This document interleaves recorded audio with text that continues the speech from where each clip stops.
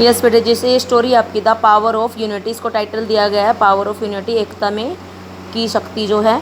Once there lived an old farmer in a village, एक बार एक विलेज में क्या रहता था, old farmer. He had 4 sons but they were all idlers, ये उसकी 4 बेटे थे लेकिन वो सभी क्या थे, आइडलर्स थे। तो स्टार्टिंग देखो कहाँ से हुई है कि एक बार क्या था, बूढ़ा किसान था, विलेज में था, और करेक्टर्स भी दे दिए साथ में।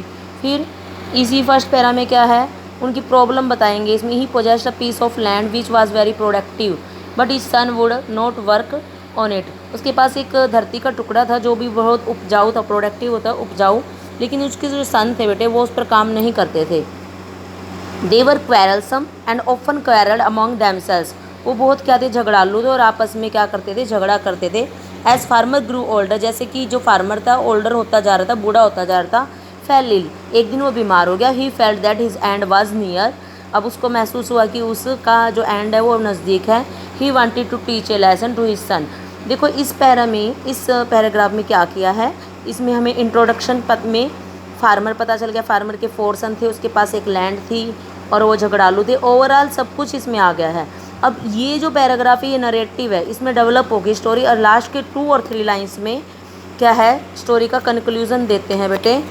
अब सेकंड में देखो स्टोरी को नरेट किया गया, मीन्स उसका वर्णन किया गया अच्छे से। One day he called his son and gave them A bundle of sticks, एक दिन उसने अपने बेटों को बुलाया और बंडल दिया स्टिक्स का। He asked them to try one by one and break it, उन्होंने कहा कि ट्राई करो इसको एक एक करके और तोड़ दो बंडल को। Each one tried hard but couldn't break the bundle, हर एक ने कोशिश की लेकिन बंडल को ब्रेक नहीं कर पाए। द ओल्ड मैन लाफ्ड, जो ओल्ड मैन था वो हंसा, उनके पिताजी। And then open the bundle, तब उसके बाद उसने बंडल को ओपन कर दिया। And gave each one a stick to break, और हर एक को एक एक स्टिक दे दी ब्रेक करने के लिए।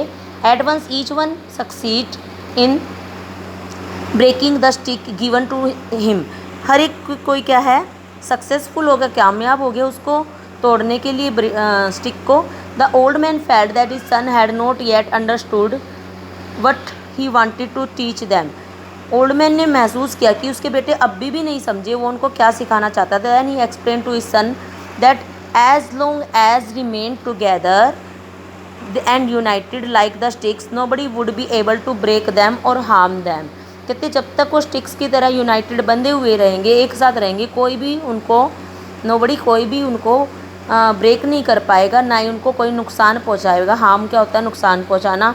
But once they lost their unity, लेकिन यदि एक बार उन्होंने अपनी यूनिटी खो दी, each one of them would be vulnerable to attack and in all likelihood would be broken, तो वो भी जो बंडल है स्टिक्स का उसकी तरह तोड़ दिया जाएगा तुरंत ही। The son understood what the power of unity meant, अब सन को समझ में आया, जो बेटे थे उनको समझ में आया कि पावर क्या होती है यूनिटी की, एकता की। एंड थैंक्ड दे फादर, और फादर को क्या किया, थैंक किया।